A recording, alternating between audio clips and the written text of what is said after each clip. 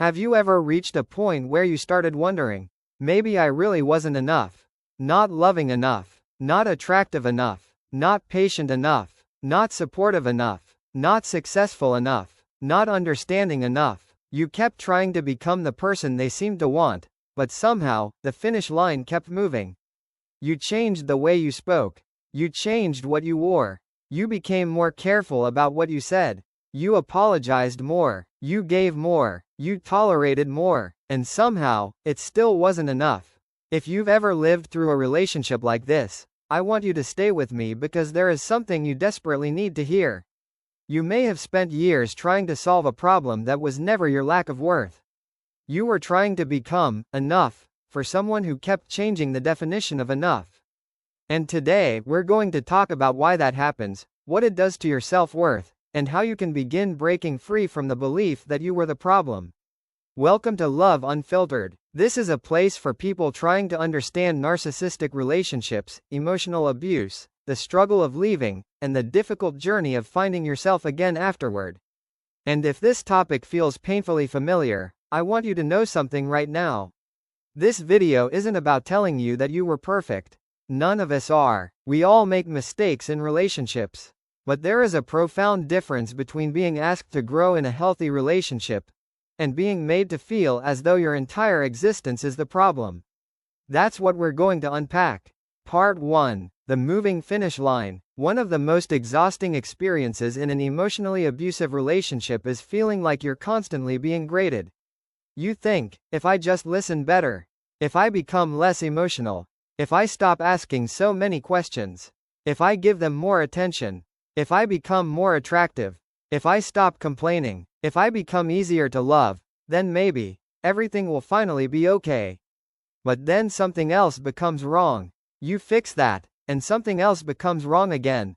You become quieter. They say you're distant. You become more affectionate. They say you're needy. You give them space. They say you don't care. You express your feelings. You're too sensitive. You stop expressing them. Now you're cold. Do you see the trap? There is no version of you that can permanently win when the standard keeps changing. Research and clinical discussions of narcissistic abuse describe this kind of devaluation as a pattern that can leave the other person doubting themselves and eventually believing they are inadequate in almost every area. And eventually, you stop asking, "Is this relationship healthy for me?" and start asking, "What is wrong with me?" That is a devastating shift. Part 2. You start becoming your own critic. Eventually, the criticism doesn't even need to come from them anymore. You begin doing it yourself. You hear their voice in your own head. You're too sensitive. You always make things difficult. Why can't you just be normal? Other people don't have a problem with me. You're the one causing all of this. And eventually, you don't need them to tell you that you're failing. You already believe it. You start analyzing every conversation. Was my tone wrong? Did I say too much? Should I have handled that differently? Maybe I should apologize. And sometimes you apologize, not because you believe you were wrong, but because you are terrified of what will happen if you don't. This is one of the reasons emotional abuse can be so psychologically exhausting. You're no longer simply trying to maintain a relationship. You're constantly monitoring yourself, your words, your emotions, your reactions, your needs, your boundaries, your appearance, your behavior, and the more you monitor yourself, the less you actually know who you are. Part 3. Why you kept trying. And maybe you're wondering, if it was so unhealthy, why didn't I leave sooner? Please don't use that question to attack yourself. There may have been a very understandable reason you stayed. You believed the next version of the relationship would finally be different. Maybe there were good moments. Maybe they apologized. Maybe they promised to change. Maybe they became loving again. Maybe they reminded you of the person you met in the beginning. And every time things improved, hope came back. You thought, maybe this time we've finally figured it out. So you tried again, and again, and again, not because you were weak, but because you were emotionally invested in the possibility that the relationship could become what you desperately wanted it to be. That's a very different story. Part 4. Why I'm not enough is such a powerful belief. Think about what happens when you believe you are the problem. You become easier to control. Because instead of questioning someone's behavior, you question yourself. Instead of saying, "Why are you treating me this way?" you ask, "What did I do to make you treat me this way?" Instead of saying, "My needs matter too," you say, "Maybe I'm asking for too much." Instead of setting a boundary, you negotiate against yourself. And slowly, your standards become smaller. Your needs become quieter. Your world becomes centered around keeping the other person happy. And somewhere along the way, you lose sight of the person you were before the relationship. This is why healing isn't simply about getting over someone. Sometimes healing means rebuilding the parts of yourself that you learned to silence. Part 5. You were never going to win the enough game. Here's the truth I want you to sit with. You cannot earn healthy love by performing harder. You cannot become so perfect that someone who consistently devalues you suddenly becomes emotionally safe. You cannot love someone enough to make them treat you well. And you cannot shrink yourself enough to prevent someone from criticizing you. Because healthy love doesn't require you to constantly audition for your place in someone's life. Healthy love leaves room for imperfection. It allows two people to say, "I don't like what happened.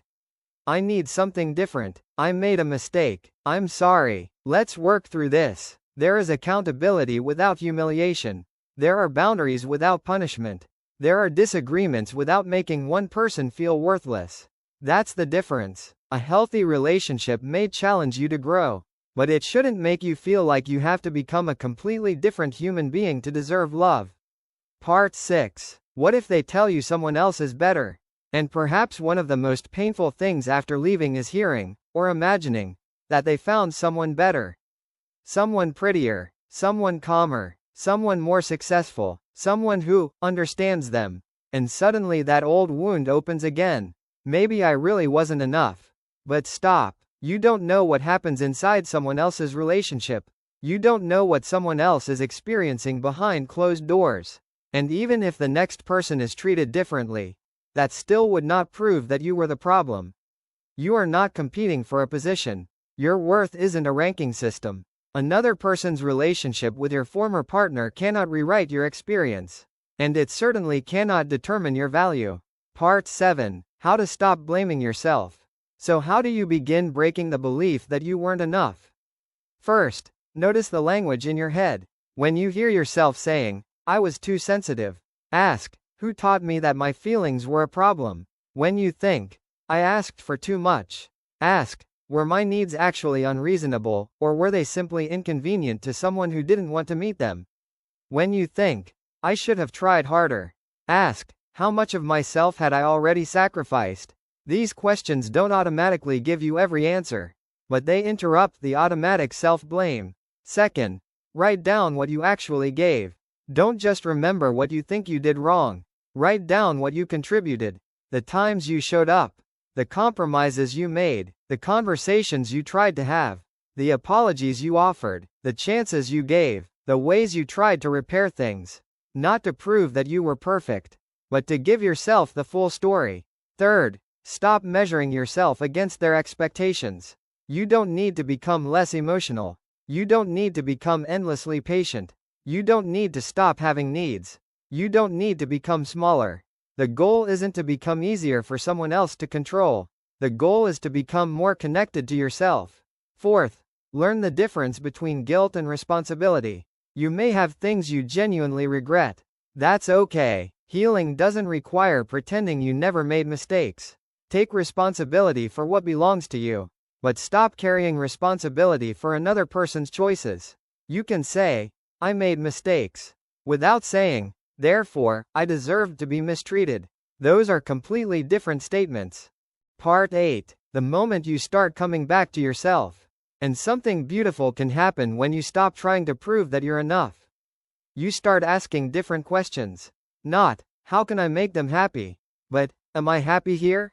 Not, "How can I stop them from being angry?" but, "Why am I living in fear of someone's anger?" Not, "What do I need to change about myself?" but, "What parts of myself have I abandoned?" And that's where healing begins. Not when you become perfect. Not when you stop missing them. Not when you suddenly stop caring. But when you finally realize, "I don't have to earn my right to exist as myself." Conclusion. If you've spent years believing you weren't enough, I want you to hear this one more time. You may not have been perfect.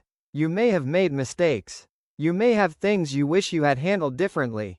But none of those things mean you deserve to be constantly devalued, manipulated, or made to feel worthless. You don't have to become perfect to deserve respect. You don't have to become less sensitive to deserve kindness. You don't have to stop having needs to deserve love. And you don't have to spend the rest of your life proving that you were worthy. You already were. The healing journey is not about becoming enough. It's about realizing that you were never supposed to spend your life begging someone else to decide whether you were. If this video spoke to something you've been carrying for a long time, please leave a comment. Complete this sentence. I spent too long believing I wasn't enough because. You can share as much or as little as you're comfortable with. And if someone else's comment makes you feel understood, leave them a heart. Sometimes knowing that someone else understands is the first step toward realizing, maybe it wasn't just me. Subscribe to Love Unfiltered if you're ready for honest conversations about narcissistic relationships, emotional abuse, healing, rebuilding self-worth, and finding yourself again. And remember, you were never meant to spend your life becoming smaller just to fit inside someone else's definition of love. You are allowed to come back to yourself.